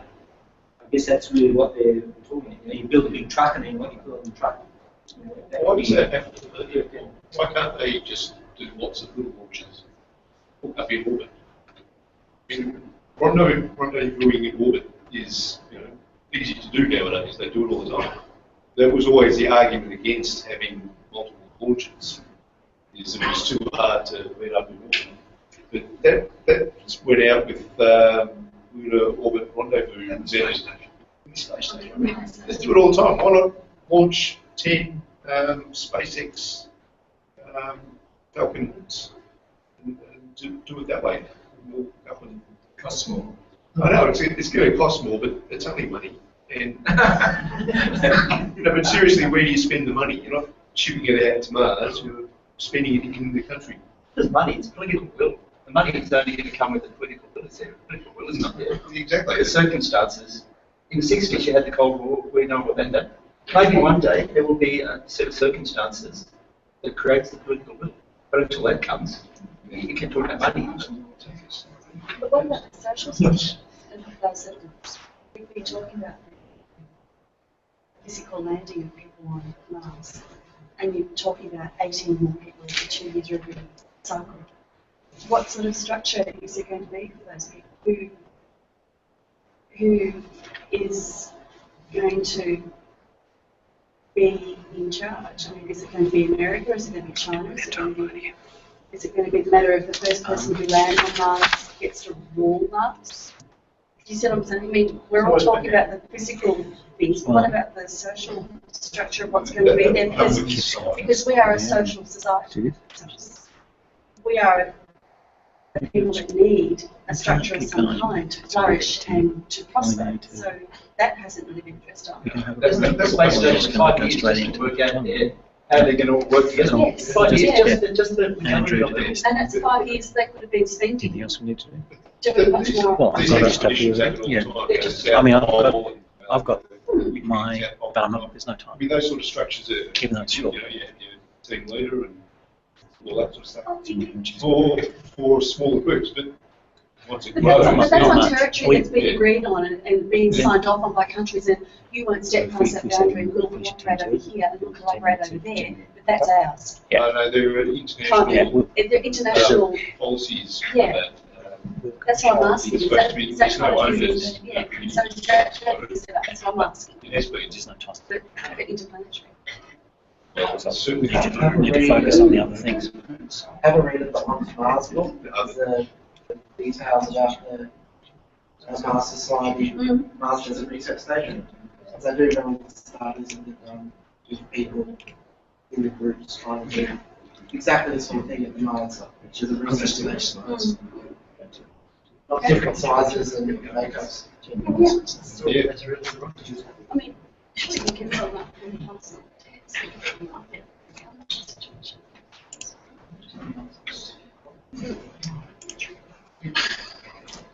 Society. I think the society might be this anyone who can survive. What's that? Yeah, the last person alive is always in charge. That's what survive will govern the planet. I've been first king of Mars. You should read the Mars books. You give me the notes, I'll do it in the lecture. Read Mars, Mars. He addresses a lot of it. It's quite boring places, but he does. That's right. Okay, folks. My name's Andrew Redding, and right, it's gone. Oh, it's sorry. It's on its own. No. What? It's on slide. It's automatic slideshow mode. We'll send it all. Just put the pictures up. Now, Sorry.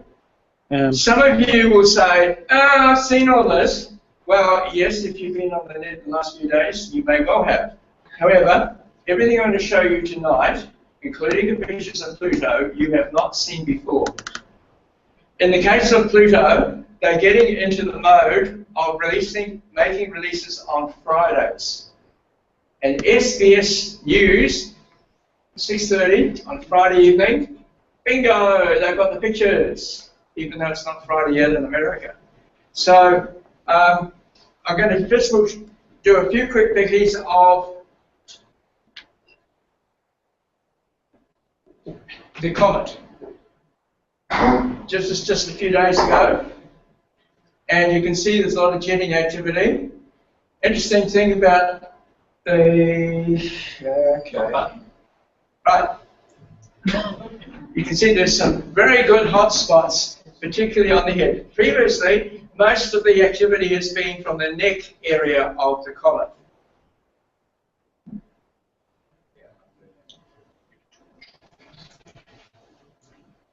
There have been changes, have been observed, and these arrows point to them. I don't have time to point them out, but if you go to the European Space Agency website, you can find these, and quite fascinating what's been happening. So the comet is changing, and here are some more of the changes observed in the past couple of months. Particularly exposures of ice, and those exposures change. In looking for changes on the comet, you've got to be careful. Remember that the comet is rotating, the sun angle is changing, and Rosetta is moving, and as a result, things that you may get a glint on the surface, and it's not really a change on the surface. But these arrows are pointing to. Another thing that's become obvious are the enormous cracks that are in the surface, both cracks in the whole body of the comet. In fact, there's one crack in the neck area that's hundreds of meters long, and it goes right down to the pebbles and so on, and there are cracks in those as well. The scale here gives you some idea of what's happening, and the erosion is happening in these cracks. The cracks are both parallel and also cross-cutting as well, as you can see, for example, here. And it's from those cracks that a lot of the erosion is happening, and pieces break off. As you can see, for example, over on this side over there, part of that raised area is falling off, and you can see bits that have fallen off already. So Rosetta has been watching for these changes, and we expect that as we move away from perihelion, which was last month, we're going to see even more changes as the heat still is in the comet. So more of these cracks. These are boulders. So the cracks not only just on the surface, but also the boulders themselves. And this is the erosion process, which we now see, how these cracks appear, and then the boulder falls apart, then the cracks appear on that, it gets smaller and smaller until finally we end up with powder. And all the ice, which is mainly water ice, but carbon dioxide ice and other ices, are sublimating away into space. We now have a fairly good idea of the water cycle on the comet. As you can see there, during the daytime, the surface ice sublimates into space. But at night, we get the heat that's gone into the comet is coming up from inside the comet and bringing up new vapor, which condenses on the surface. And then in the morning, that sublimates away. So the cycle that's going on there now has been quite fully determined. And here we've got some of the temperature maps showing the cycle that's going on there. Previously, I've not been able to show you the southern side of the comet because that was in darkness. Now, having gone through perihelion, the southern hemisphere has been lit up, and Rosetta has been able to show that, and so we have names now for the southern areas of the comet.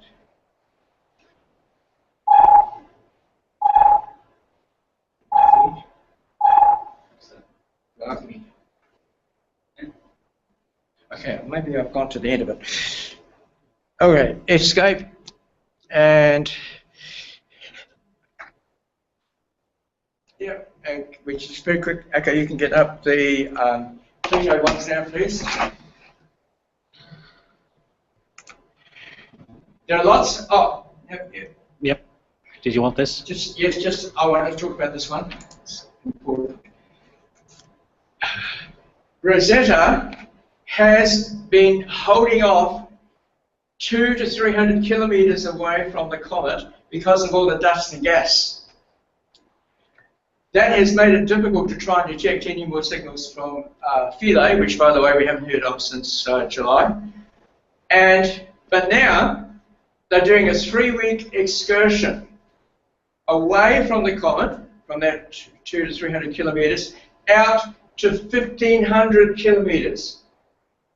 And the reason is they're going to explore the bow shock area and the magnetic field interactions between the solar wind and the material coming off the comet. So for the next 3 weeks, actually 2.5 weeks now, because it started half a week ago, Rosetta is moved away to 1,500 kilometers from the comet. And then after that, it will come back closer in, edging in little by little, because they don't want to lose control like they did back in March and February, when they were too close in and the star trackers were following the dust and not the stars. Okay, I think that's it. So that's what's happening on the comet there. Andrew, before you go, while you're there, is this comet showing your classic tail? Yes, it is, but visible. Yes, but I haven't included any of those pictures because I thought, well, you've seen, you want to know the detail, okay? By the way, down here, I've got a whole list of things which I'm not going to show today. We've now gone into Pluto. Good, okay. Do you want all of them? No, because I don't have time to show them. Okay. There's heaps and heaps of scientific papers now being published on all sorts of aspects of Rosetta, and I've got a dozen of them there which I was going to click through if we had time. We don't. Okay, thank you, Michael. If we can have the Pluto pictures. Now, once again, you're going to say, oh, I've seen these. But no, what's happening now is the detailed pictures are coming in. They only sent back straight after the flyby the low-resolution stuff. Now, we're not today not going to have time to zoom in on these, but all these pictures are zoomable to higher, far more detail than what's shown there. So this is the general view of Pluto, including Sputnik Planum. Now, they've worked out now why it is this white stuff over here. This is nitrogen ice, and it sublimates off Sputnik Planum, and then deposits here on the mountains, and then is flowing back down into Sputnik Planum. Okay, next one, please. Oh, I can you can do it. There's a map, and you might want to just zoom and see if it works. I've written a few comments on here to remind me what to do with it. So here you can zoom in, just click the plus, command plus. Yeah.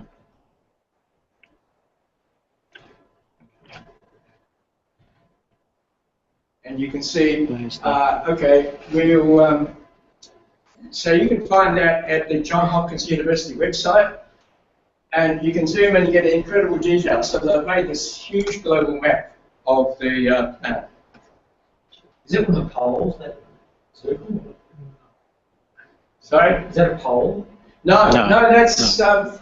This is just a state like a Cartesian.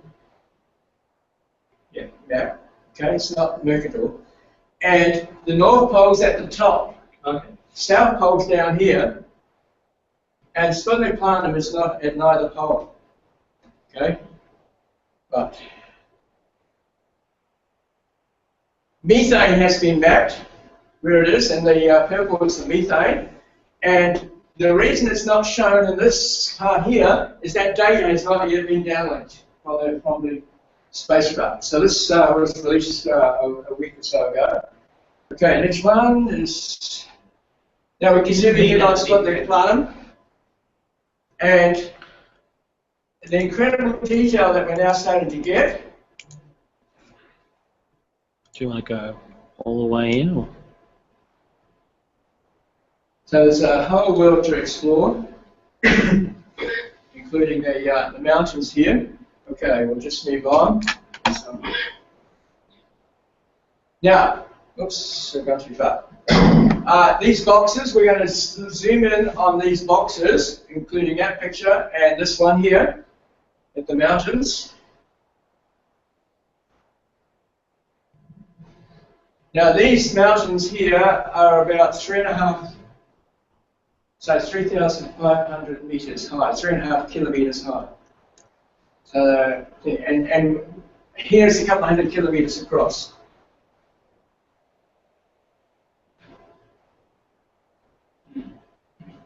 Yeah.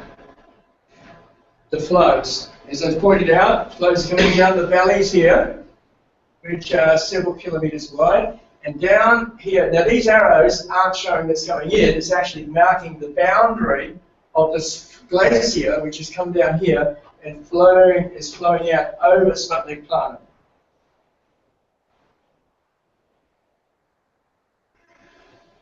And through a different camera, we see the same area. Glacial pace, millions of years or? Well, I've seen nothing that suggests the rate of flow. So, Peter, it might be over millions of years, but it's, well, it might be simply thousands. There's no data yet as to how fast these are flowing. But that shows you where it's coming down out of the mountains and onto the plain. Now, this area is rather curious. It's called snakeskin unofficially, and the official name is Tartarus dorsa, and this view is about 540 kilometers across. And to me, this looks like dunes, wind-blown dunes. But there's not enough wind on Pluto to cause that. So this is a mystery. There's no scientific explanation for this yet. So is the surface ice, rock, or? It's ice. There must be rock there, but these hills are ice mountains. Now, whereas the Planum is mainly methane ice and stuff like that, softer ices, the mountains are water ice. They have to be, because methane ice is not strong enough. The covalent bonds, the van der Waals forces between the molecules are not strong enough to support 3.5 kilometer high mountains against the gravity. So this has to be water ice. These mountains are water ice. But there's evidence of rock on Sept as well. There's probably rock in there as well. All right. Okay. Are you going to zoom back out, please? Or is that? No, it's not. Yeah. So this is, you can see there's a mosaic. There's one picture, there's another, there's another, there's another. So those sorts of things have started coming out. That was released just on Friday, just 4 days ago. Zoomed in on part of that picture, and we got this curious mountain here. And I get the impression that something's flowed out here and then along the chasm there, but who knows? This still needs interpretation by experienced geologists, which I am not. Now, as New Horizons went away, we look back. This is the same picture, but it's been enhanced to show the layering in the atmosphere. Wow.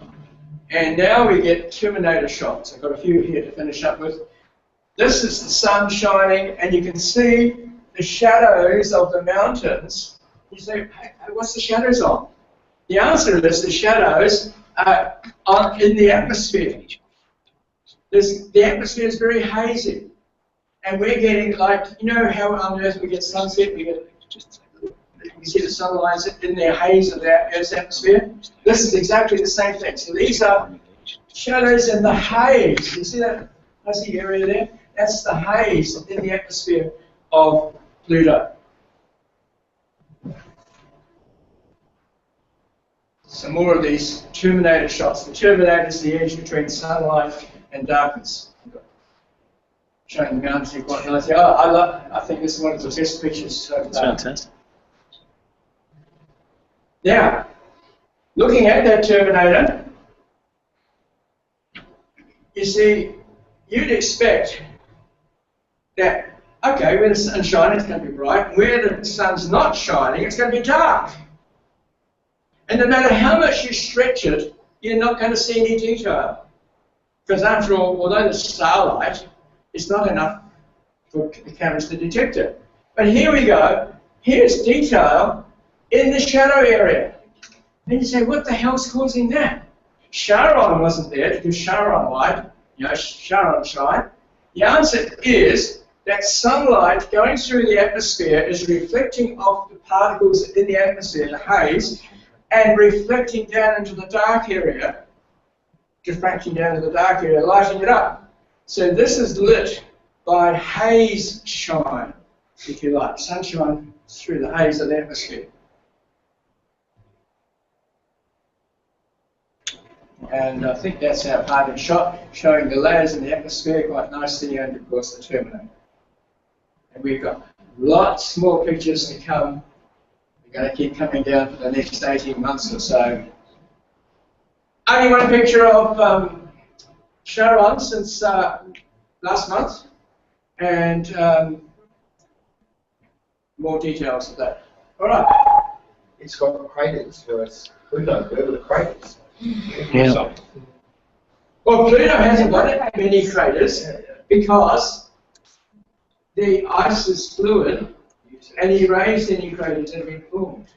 Okay? So that tells us that the surface of Pluto has to be very young and mobile, which puts the thing. Whereas here on Charon, the surface is a lot more rigid and we've got lots more craters. Yeah, and the dark area there is flowlets, chemicals called flowlets. Well, I think if we can get out of that, please, Michael. I do have some flyover animations, but as always happens, I won't have time to show them. And I just want to finish up with one. If you go to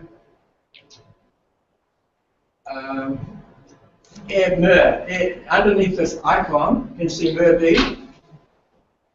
Yes. Yeah, just double click on that image, just the one image. This one? Yep, that one. And zoom in on that. This is where opportunity is. Remember, these missions keep going for a long time, so some of you get bored of it, but opportunity has been exploring around and went around this feature here, and this is Marathon Valley. Marathon because at the time, opportunity went past the distance of a marathon. It was somewhere over here, and since then it's started to explore down into Endeavour Crater. So that's the current status of the rover as of a few days ago. So it's heading off into the valley there. That's opportunity. Okay, lots more to show you about, but I did promise I would. Thank you. Really good. Thank you.